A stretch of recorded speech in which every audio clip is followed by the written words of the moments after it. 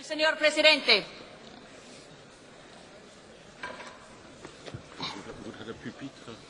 Il faut le faire debout? Si? Alors, c'est vous.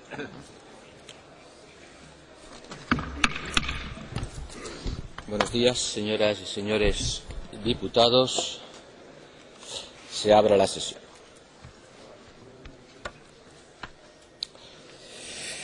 Se abre la sesión y vamos, como primer punto de nuestro orden del día, a efectuar una declaración sobre los 70 años después del golpe de Estado del general Franco en España el 18 de julio del 36. Como saben, un grupo de 200 diputados solicitó con sus firmas una pregunta oral a la Comisión y al Consejo, cuyo objeto, explícitamente señalado, era un debate sobre la condena al régimen de Franco en el 70 aniversario del golpe de Estado franquista.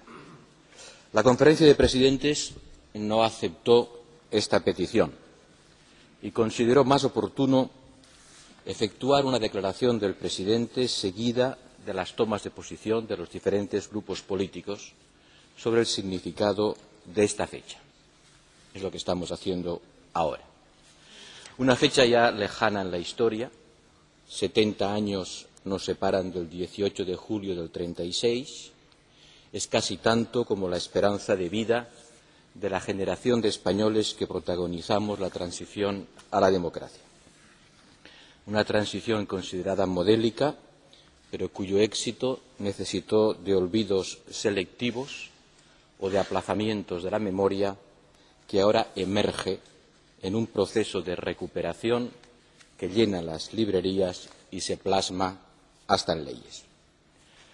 Como les dije hace 2 años, yo pertenezco a esta generación, como muchos de los diputados españoles que están aquí, y es inevitable que mi relación personal con el pasado determine mi recuerdo.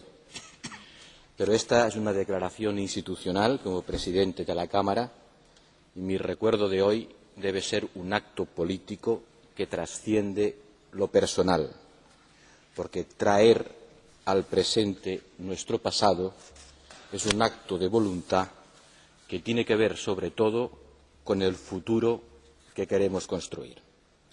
Que lo queremos construir no solo sobre la frágil y perecedera memoria de cada cual, sino sobre la historia, que no se recuerda, sino que se aprende y que por ello mismo se puede compartir.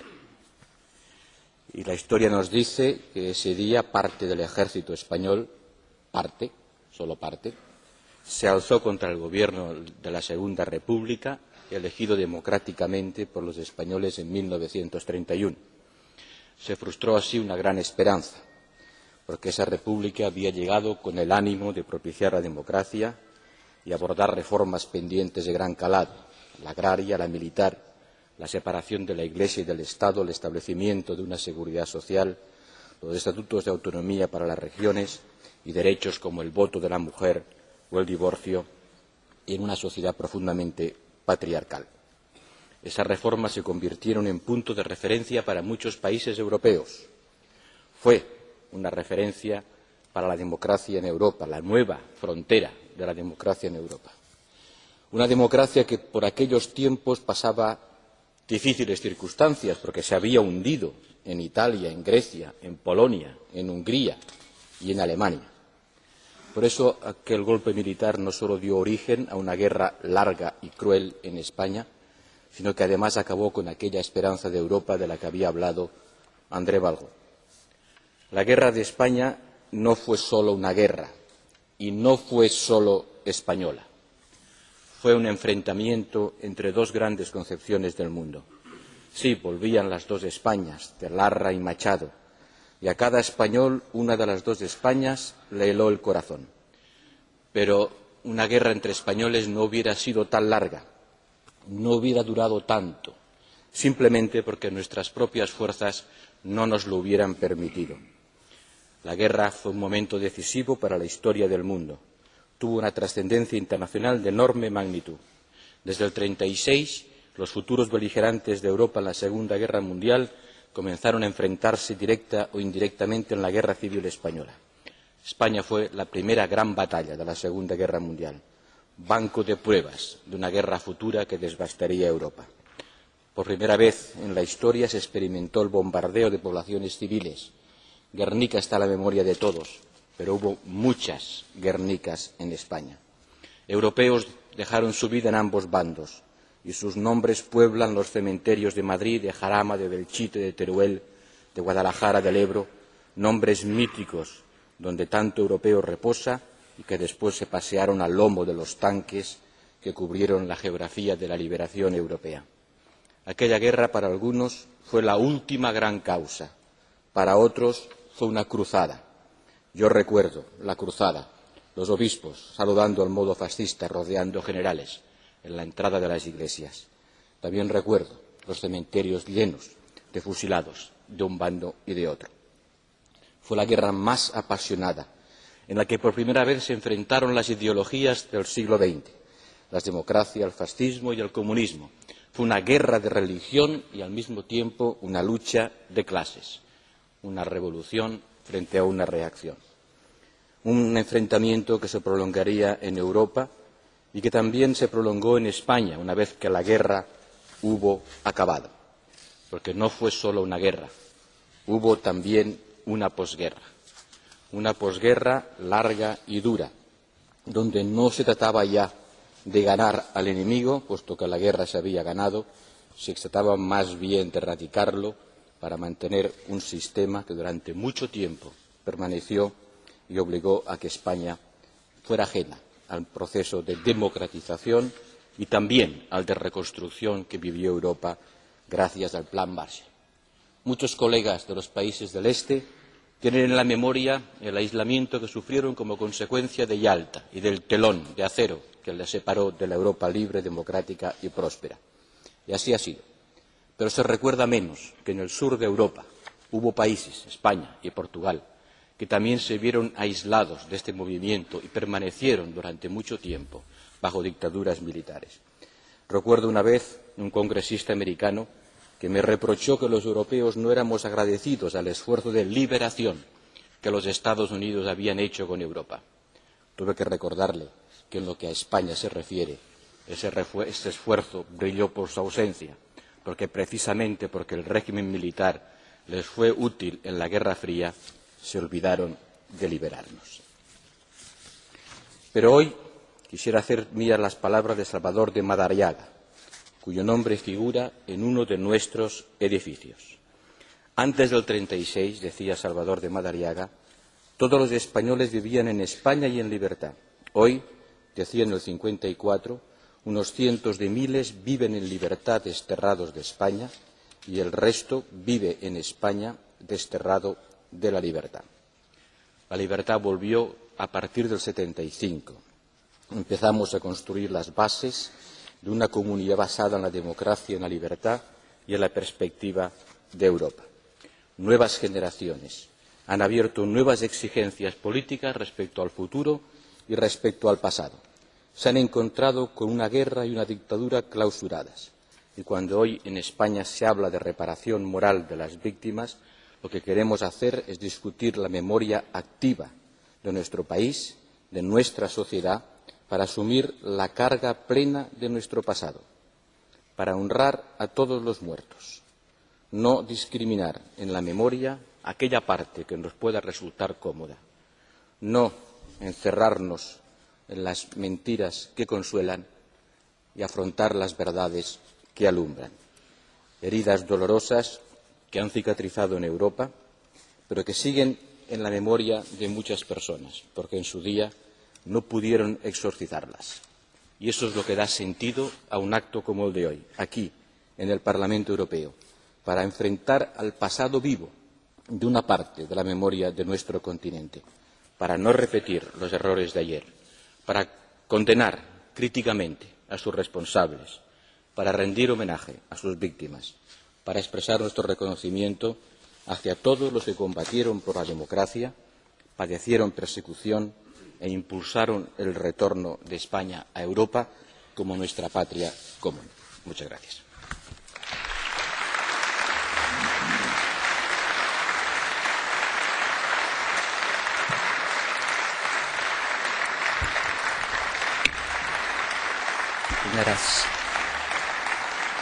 Muchas gracias. Y a continuación los grupos políticos intervendrán por los tiempos establecidos. En primer lugar, el señor Mayor Oreja, por el Partido Popular, y 3 minutos.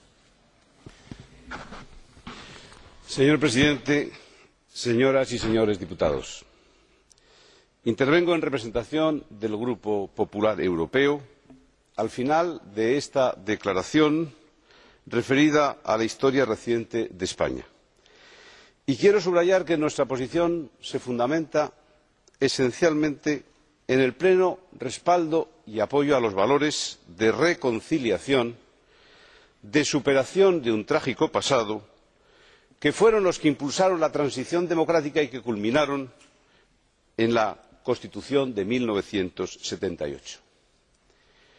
Un día como mañana, un 5 de julio de hace 30 años, el presidente del Gobierno de España, Adolfo Suárez, tomaba posesión de su cargo, de su responsabilidad de llevar adelante nuestra transición democrática.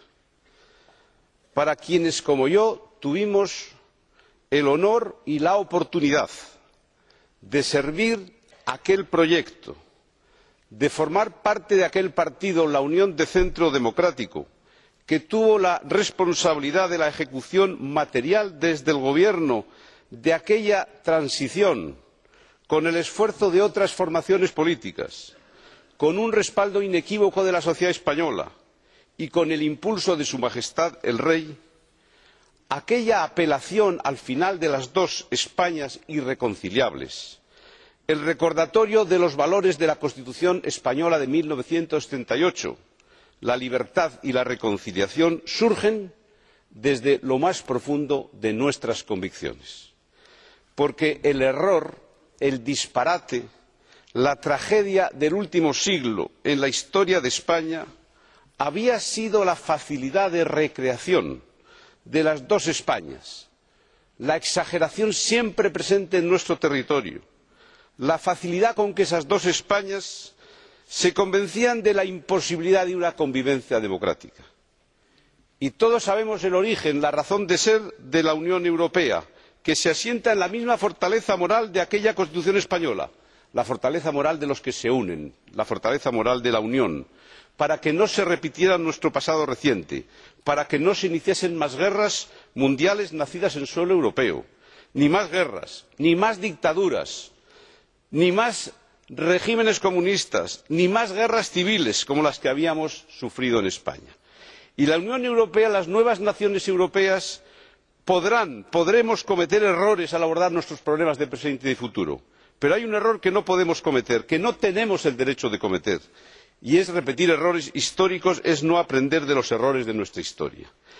Por todo ello, la reconciliación, la concordia no debe aburrirnos, no debemos cambiar de nuestra actitud, y por eso a muchos españoles, nos parece un error histórico que hoy se trate de impulsar una segunda transición, como si la primera hubiese quedado vieja y obsoleta. Significa un error histórico quebrar unilateralmente la esencia de nuestra Constitución de la Concordia. Constituye un disparate histórico introducir en España el debate del derecho de la autodeterminación, la creación de nuevas naciones en el seno de España que no han existido nunca. Significa un error histórico porque nos aleja de nuestra concordia. Por eso, señor Presidente, en este 30º aniversario de la transición democrática española, que inició un 5 de julio del año 76 su andadura, y en nombre del Grupo Popular Europeo, permítame que concluya con un viva por la reconciliación, un viva por la libertad y un viva por la Constitución española de 1978. Muchas gracias, señor. Muchas gracias, señor Mayor Oreja. Por el Grupo Socialista, señor Schulz, 3 minutos.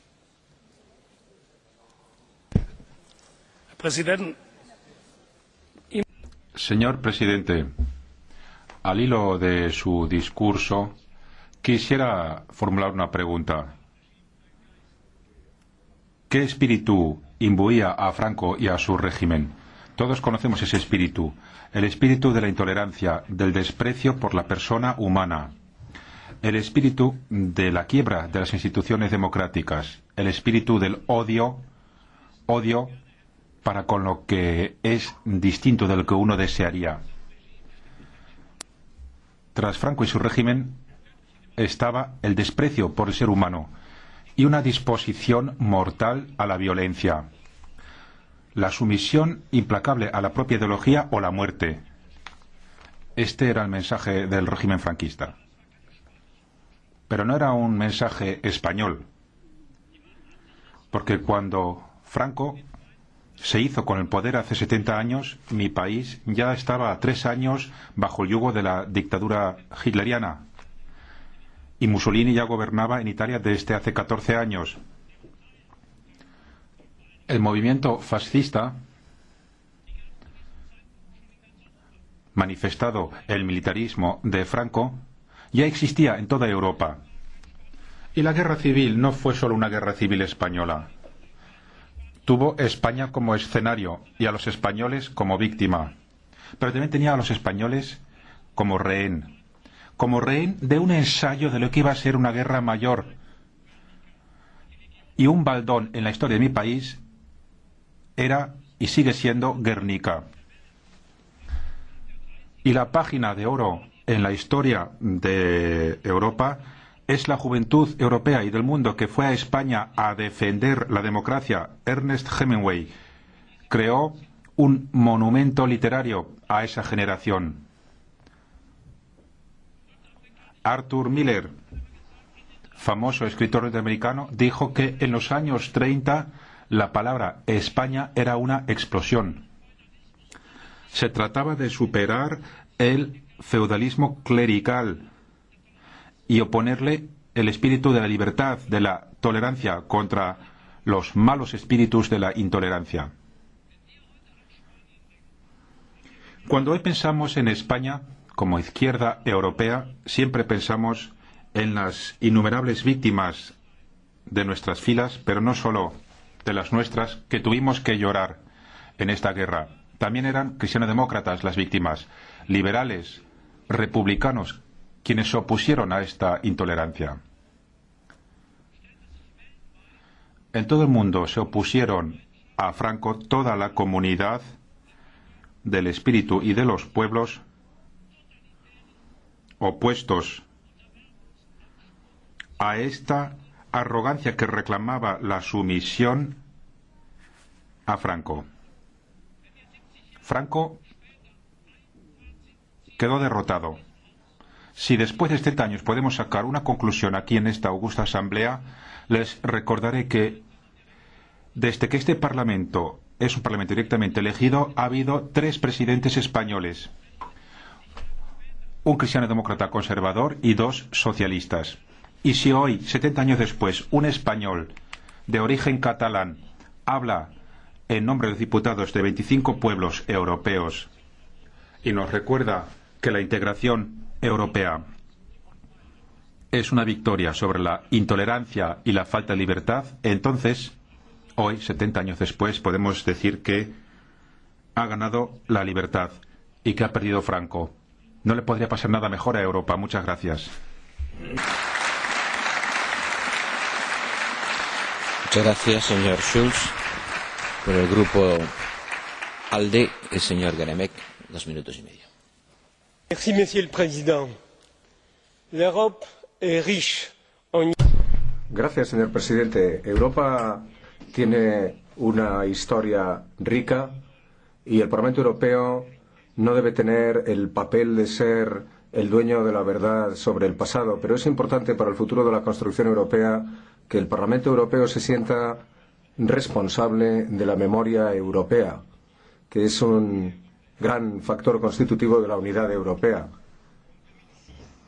Estamos en 2006 y en junio de 1956 se amotinaron los trabajadores de Potsdam. En 1956 hubo la revolución en Hungría, los acontecimientos dramáticos, la lucha por el pan y la libertad. En 2006, hace 70 años, que el general Franco impuso el régimen dictatorial en contra de la libertad, la democracia y el Estado de Derecho. España, que tenía que haber estado entre los países fundadores de la Unión Europea, durante 50 años estuvo separada de Europa en contra de la voluntad de su pueblo. Al pensar en estos acontecimientos,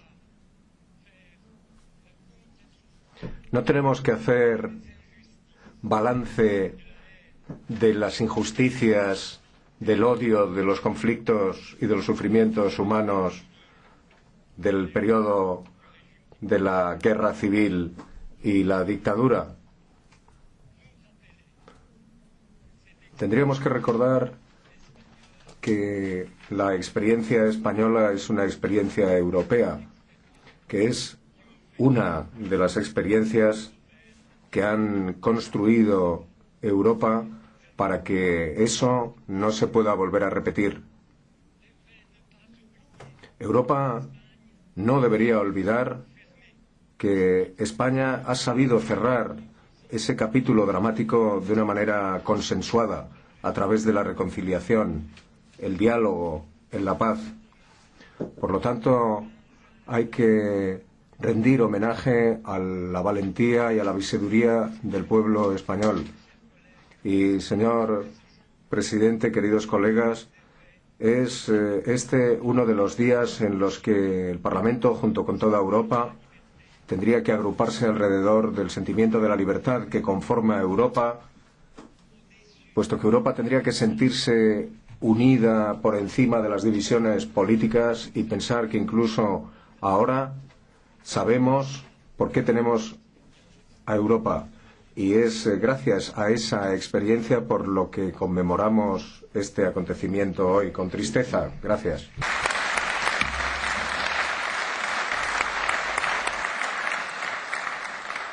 Muchas gracias, señor Keremek. Por el Grupo de los Verdes, Alianza Libre Europea, señor Cohn-Bendit, por 2 minutos y medio. Chers collègues, Monsieur le Président. Señorías, señor presidente, 1936, en España. Sacamos 4 lecciones como europeos. Primera lección, el valor, el coraje, la abnegación extraordinaria de un pueblo, el pueblo español en su camino hacia la libertad y la democracia. ¿Quién puede haberse olvidado de la creación social de la Cataluña libre? ¿Quién puede negar todo lo que ha intentado el pueblo español en este periodo extraordinario? Segunda lección, la lección de la barbarie del fascismo. Como se ha dicho, Guernica era su manifestación simbólica, símbolo de asesinato, de muerte, de falta de libertad, símbolo del fascismo, porque el fascismo español no podría haber ganado esta batalla sin la ayuda del nacionalsocialismo alemán. O sea que el proyecto europeo del fascismo ya era visible en 1936, sus ansias de dominar. Tercera lección, la más dolorosa, la cobardía, cobardía de los europeos, cobardía de los franceses, aunque era difícil para Léon Blum, cobardía de los ingleses, cobardía de todos los que pensaban que si pagaba el pueblo español, ellos no tendrían que pagar. A la postre, como hemos visto en 1938 en Múnich, un gran error. La gran lección de este periodo, el que cree que puede agacharse hasta que pase la tormenta, se equivoca muchas veces en términos históricos. Es una gran lección para muchos europeos. Y cada vez más les ha costado a muchos europeos aceptar esta lección. El pacifismo a veces le prepara el camino al horror. El pacifismo también es a veces prueba de valor, pero es difícil encontrar el equilibrio. Pero cuando hablo de cobardía también hay que recalcar el coraje. El ministro de Léon Blum, Pierre Cot, que a pesar de la prohibición hizo pasar armas a España. Y digo Pierre Cot, que es el abuelo de nuestro antiguo colega Jean-Pierre Cot. Y le doy gracias a mis colegas que me han dado esta información. Y la cuarta lección, finalmente. La horrible intolerancia del totalitarismo comunista. Porque no hay que olvidarse de que en esta guerra española hay dos grandes imágenes. Estas brigadas internacionales, por una parte, que querían salvar al pueblo español, y al mismo tiempo estas imágenes de la intolerancia de brigadas comunistas que aniquilaban a los trotskistas del PUM, a los anarquistas en la guerra porque no, y los comunistas en la guerra porque no eran de su orientación. Esta también es una lección de la guerra española. La lección de que la liberación no solo es tener razón contra todos los demás, sino también aceptar la diversidad de la democracia.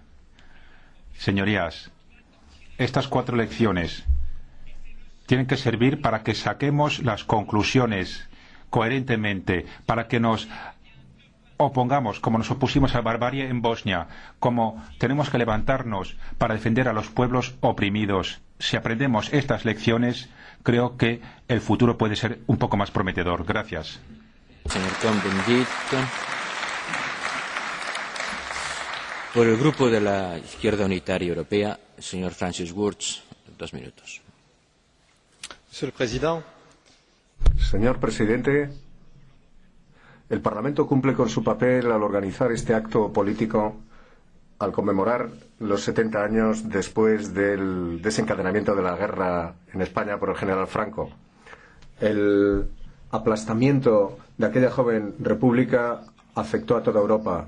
Los golpistas de 1936 no pudieron acabar con el Frente Popular más que con el decisivo apoyo de la Italia fascista y de la Alemania nazi. En España fue donde se experimentó la guerra relámpago contra Francia. Guernica fue el primer ejemplo en toda la historia de la masacre de poblaciones civiles a través de bombardeos aéreos masivos que se convertirá en un terrible modelo durante toda la Segunda Guerra Mundial. Esos años sombríos de 1936 y 1939 son importantes por otra razón, y es por el abandono de los republicanos por las democracias vecinas. La no intervención de 1936 preparó Múnich en 1938, que llevó en el 39 al desastre a toda Europa. Y la indiferencia complaciente de los dirigentes europeos y occidentales hacia el régimen franquista después de la guerra, mientras que sus dirigentes habían luchado contra el imperio del mal. Eso refleja el carácter europeo de la tragedia española, también la corriente de solidaridad sin precedentes que suscitó entre los obreros, los trabajadores, la gente del pueblo, como entre los intelectuales europeos. Las brigadas internacionales, con sus 40.000 voluntarios de una cincuentena de países, son un ejemplo impresionante. Y también habrá muchos republicanos españoles en la resistencia francesa. Algunos de entre ellos participarán en agosto del 44 en la insurrección de París, bajo la dirección de mi camarada Henri Tanguy. Otros en la liberación de Estrasburgo en noviembre del mismo año, en el ejército del general Leclerc, asegurando que la conciencia europea no sería la misma sin el sufrimiento invisible de las víctimas del franquismo, sin el coraje de los resistentes españoles, sin el impulso de solidaridad hacia la joven república. Y por eso nuestro acto de hoy rinde a todos ellos el homenaje que merecen.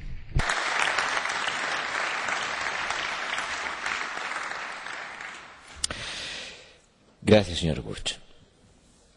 El señor Crowley, por el Grupo Unión por la Europa de las Naciones, 2 minutos.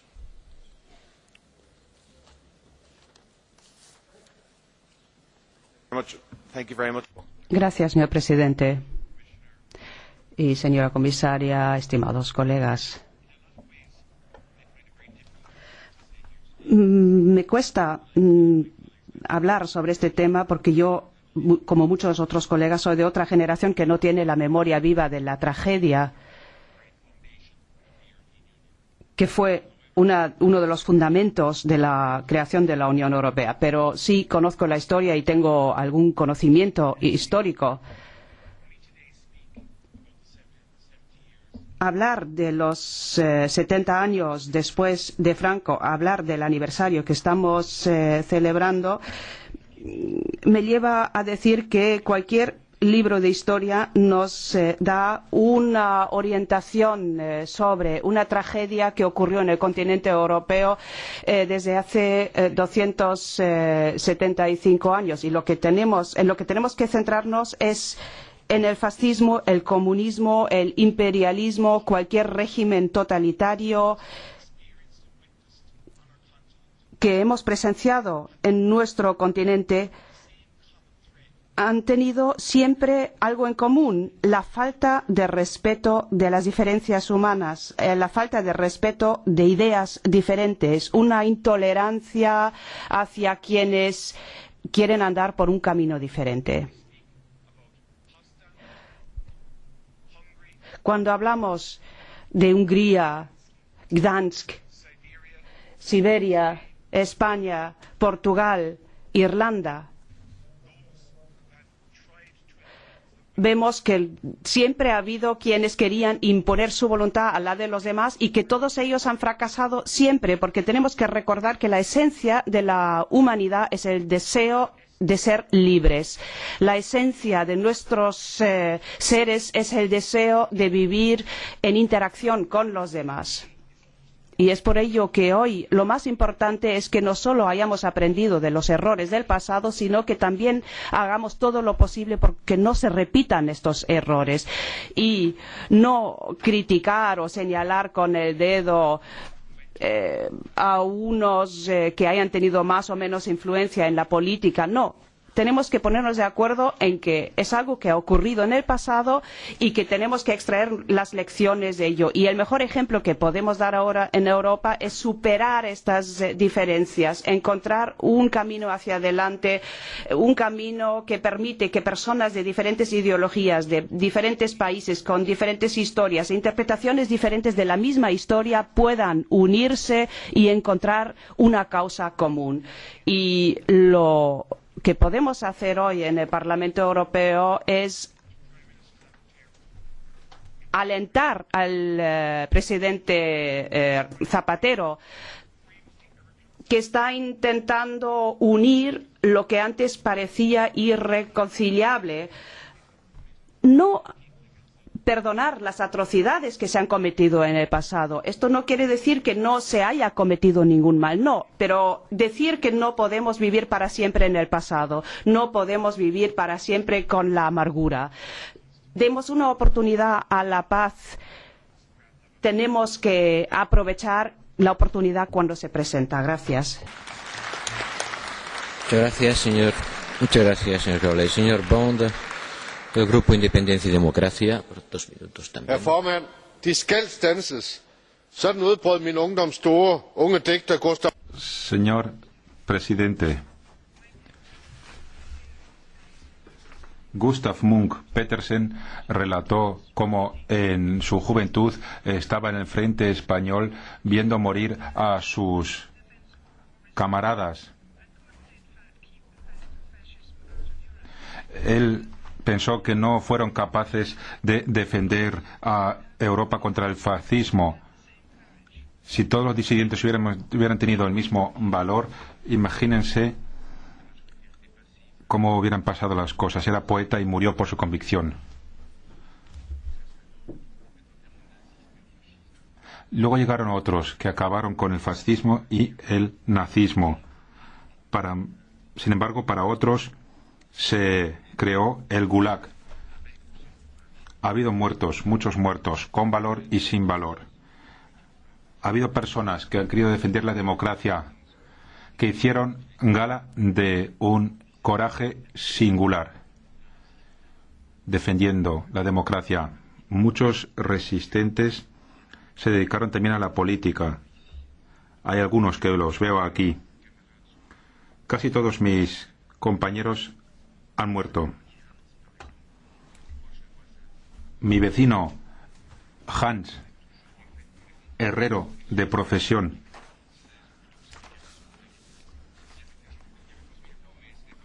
dijo que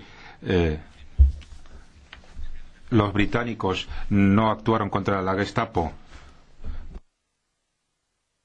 Otro, Frode Jacobsen, que luego fue jefe del gobierno clandestino en Dinamarca, también luchó para deshacerse del nazismo. Luego, en La Haya, en 1948, cuando se fundó el Consejo de Europa, también estuvo presente. Fue miembro socialista del Parlamento danés y en su día votó no contra el Tratado de la Unión Europea en Dinamarca.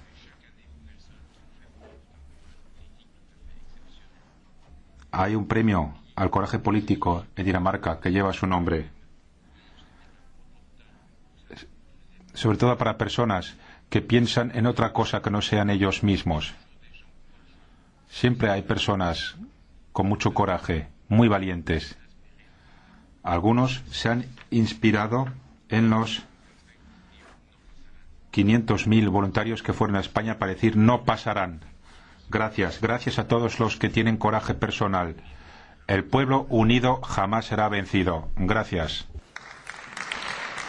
Muchas gracias, señor Bond. Por los diputados no inscritos, señor Gercik, también por 2 minutos. Panie prezydencie, Wysoka Izbo, to, że dzisiaj na obszarze Europy Środkowej i Zachodniej mamy demokrację. Gracias, señor presidente.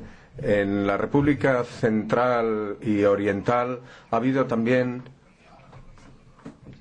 una lucha por el dominio comunista en la Europa Oriental. En 1920 Polonia venció a los bolcheviques y después los católicos polacos también lucharon contra la dominación soviética. Todo eso causó enormes luchas y en España se luchó contra un gobierno comunista. La izquierda española se comportaba como los bolcheviques en Rusia, atacando a la Iglesia. 7.000 sacerdotes asesinados, iglesias quemadas, imágenes destruidas. Hubo, por lo tanto, una reacción de las fuerzas de la tradición. Llegaron las brigadas internacionales organizadas por la Unión Soviética y hubo todo el gobierno republicano que fue ocupado por células del Partido Comunista y de sus servicios secretos. Gracias a la Iglesia española, al ejército español y gracias al general Francisco Franco, el ataque comunista contra la España católica se pudo superar. Este fue un intento de extender el comunismo a un país y la situación de Salazar y de Franco garantizó el mantenimiento de los valores tradicionales. Es ahora, con tristeza, ver que cambia la historia. Ahora se trata de presentar de manera positiva algo que fundamentalmente iba en contra de los católicos. Hay que recordar que el fascismo y el nazismo en Italia tenía razones ateas. El bloque socialista y anticatólico en esta Cámara me parece muy preocupante y tenemos que recordar lo que votamos el mes pasado en lo que se refiere a la tolerancia en el programa Marco. La Europa cristiana debe luchar en contra del ateísmo. Señor Schulz, una cuestión de orden, supongo. Señor presidente, me refiero a la posibilidad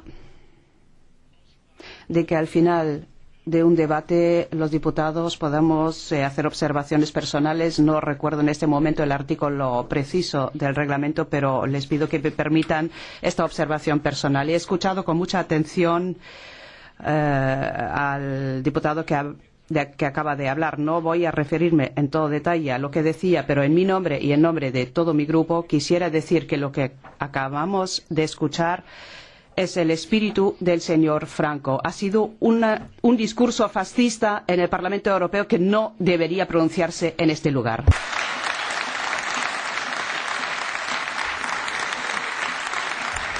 Gracias, señor Schulz.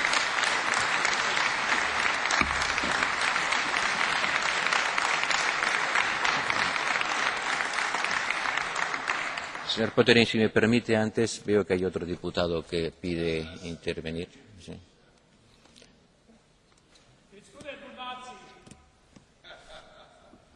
Panie Przewodniczący, podobnie jak pan Schulz. Gracias. Hay varios micrófonos en la sala, se entiende muy mal. Lamentablemente los intérpretes no oyen bien. ¿Cómo? Señor Gollnisch, no está usted en el uso de la palabra y usted tampoco, señor Schulz. Si me permiten que continuemos con el debate de una forma ordenada. En realidad el debate ha terminado, pero no quiero evitar que intervengan. Señor diputado, señor Zalewski. Señor presidente, querría intervenir brevemente. Lamento muchísimo que el señor presidente y el Parlamento Europeo hayan decidido organizar un debate tan largo sobre el régimen de Franco y no hemos tenido ni un minuto para recordar la masacre de Katyn, donde murieron tantos polacos. Lo lamento profundamente. Señor Pottering. Señor presidente, como católico, quisiera decir que defendemos la dignidad humana, los derechos humanos, el Estado de Derecho, la democracia, la libertad. Y consideramos que los dictadores y los que apoyan regímenes totalitarios, ya sean fascistas, comunistas o nacionalsocialistas, que no están en condiciones de defender nuestros ideales. Defendemos nuestros ideales con nuestra propia convicción.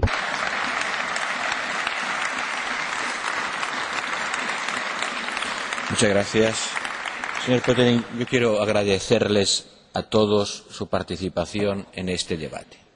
Quiero agradecer a los diputados que han asistido al debate, especialmente a aquellos que no son españoles, por el interés que han demostrado por este acontecimiento histórico que fue sin duda una tragedia. Y también quiero señalar que nos han acompañado en la tribuna del público personas cuya memoria histórica les ha llevado hasta aquí.